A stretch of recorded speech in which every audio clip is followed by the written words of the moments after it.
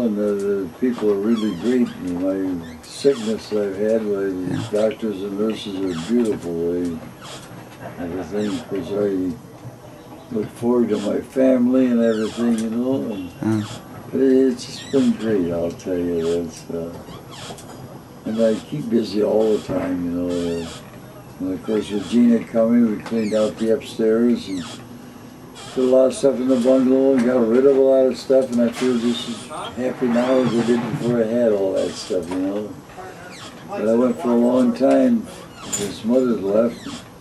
I just kept pushing back, you know, and everything crowded up. And the girls did a beautiful job helping me, you know, and everything, so. But, everything has been so wonderful. I'm very grateful that I'm alive and that the family I have and friends and everything that I got. My housekeeper. Yeah. Well, there's one thing that the kids did, and Linda especially went out and cleaned out the back bedroom and the bungalow. Had a table she set up, folding table, and I had case after case after case of tapes. If you saw the back bedroom, did you? With all the cases I had. Yeah. And had those under the bed. And I got that, well, I don't know, I guess it's about 5 feet long, 13 shelves 5 feet long hanging on my bed, up in my bedroom.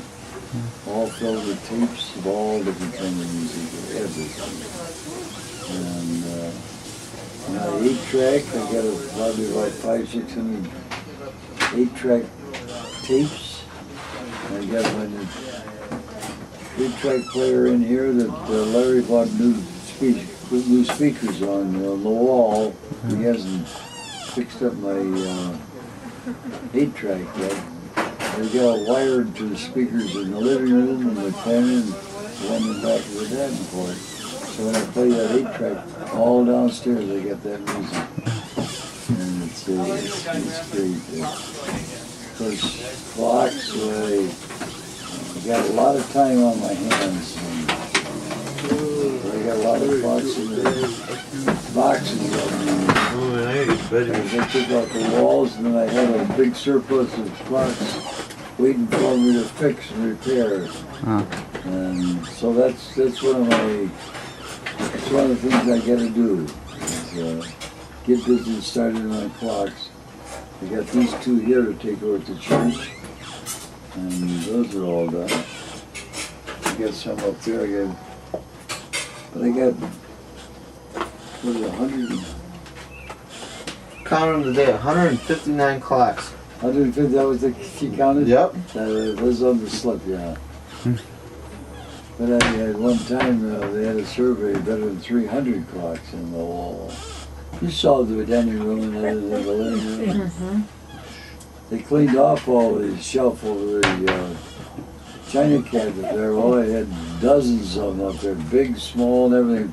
Did your job on the railroad? Did you work for the railroad? Have something to do with clocks? I'm the watch inspector. I guess that's where I got the incentive for clocks. Okay. Because I got one out there. I thought they ditched it when they junked a lot of stuff out there.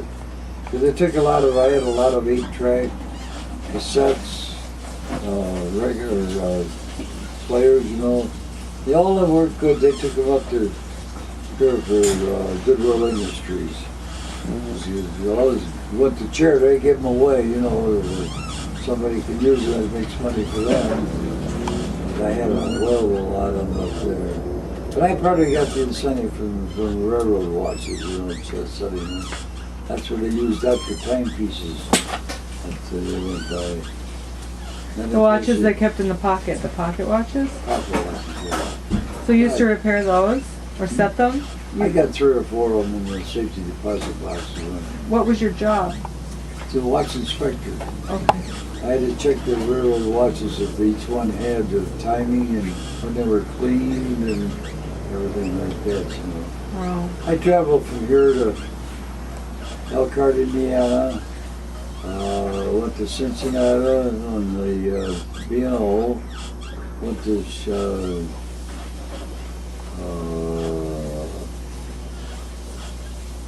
Columbus on the C&O, New York Central West Hill area, and went north up to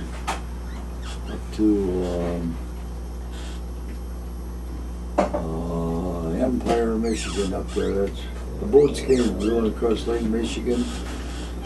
Followed the boats that are up there, and on the Ann Arbor Railroad, and Frankfort, Michigan. And I had a lot of fun.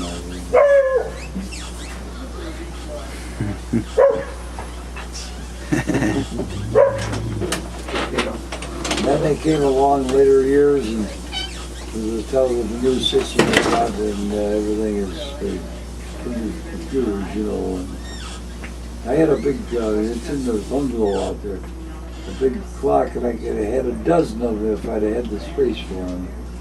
The old railroad clocks was in the stations, you know, as big as these windows, you know, like that. And not as wide as high. Big pendulums on there, you know. The one I got was from Ligonier, Indiana, out of the station there. That was 1890, that's when they was put in there. Oh, I know I got a lot of old. I got a clock in there. Did I show you? Did it see The really old the one clock in the dining room there? with the presidents? Made by the made in Canmere in Bristol, Connecticut. We had it over at the museum, and they liked to have it. My wife and I had it over there when we were there. I said, yeah, but my friend would like to have it too. It's hanging just inside the dining room door off the kitchen around from the freezer. And it's 10 years older than Abraham Lincoln's clock in his law office in Illinois. And same style, but his was made in 1839, and mine was 1829. And on the glass, on the inside, got a picture of Butler and Cass, that was their names. They were running for Democratic nominees for the 1853 election. 1853, so that's in there. So that verifies it's old, you know. Right. And well, I got a lot of old stuff. I got a platter in there I'll have to show you kids. That 9 or 80 years ago, I went over to Ottawa Park, and the creek was on a curve. And we used to have a lot of golf balls going there. You go over there barefooted, get golf balls out of the creek. You know. Coming back over there, pretty close to the church, they had a lowland in there, a swale like. They used that for a dump. And people used to, on the avenues, the well-to-do people, they'd throw stuff away. Boy, it was precious, you know. But they had so much of it, they didn't, you know. I saw this platter down there that's pretty gold and Japanese. Of course, I didn't know it was Japanese, but it was pretty. I waited down in there and got it out, pulled it out. Everything was intact in that thing. I expected it to be broken, you know, cracked or whatever. Perfect. I got it in the box, and but no name on it. Somebody said it's hand painted, you know, gold hand painted, and characters. And somebody studied the Japanese history, and they said it was a Japanese love song, a love story.